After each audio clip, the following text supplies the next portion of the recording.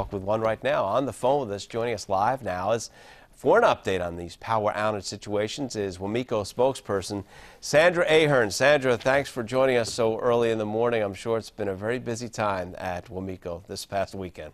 Well, it has been, Rich, but good morning to you as well. Let's talk about the latest numbers from Western Mass Electric Company. Tell us what the situation is right now.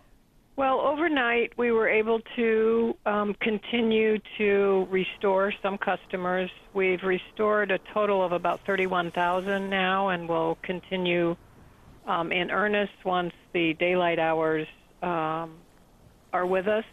We've mobilized crews from as far away as Michigan, Missouri, and Kansas. They arrived either overnight or will be here this morning.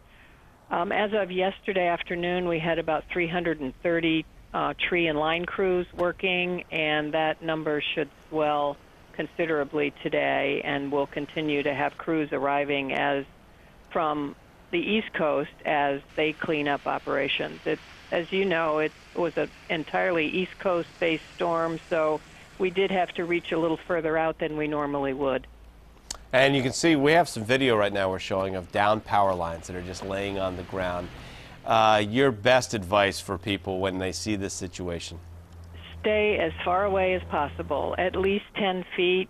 You can't assume that the power lines are de-energized, and we could have just a terrible situation. So we urge extreme caution whenever you see a line down, and particularly as folks get back out to go to work today, they need to be very careful around downed trees as well, because there could be power lines tangled in them. We don't know if they're de-energized, so assume that they are live and stay away, and keep your kids and pets away as well. And Sandra, one of the scary things about this is that a lot of trees, we've seen obviously the branches down and the lines down, but a lot of trees have broken branches that are big that are still in those trees.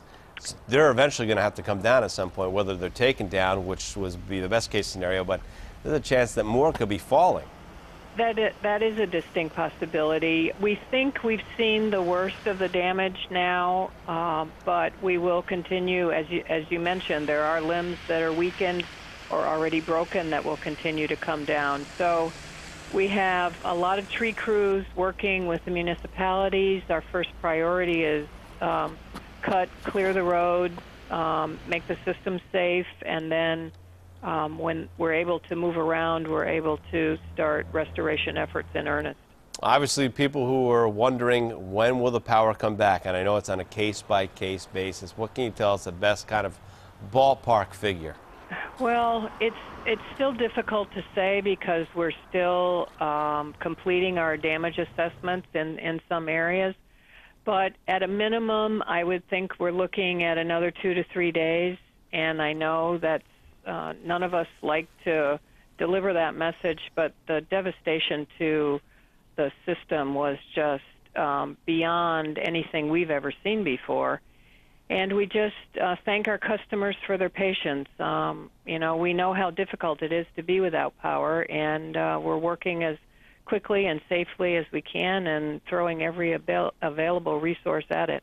It has been a crazy year. Tropical storms and hurricanes and tornadoes, and now this. And you say it might be the worst that we've seen so far. Well, Sandra Ahearn, thanks very much for joining us this morning. We appreciate it. Sandra Ahearn, the spokesperson for WMECo, doing the best they can to restore power as quickly as possible. Now, dozens of roads are still blocked by these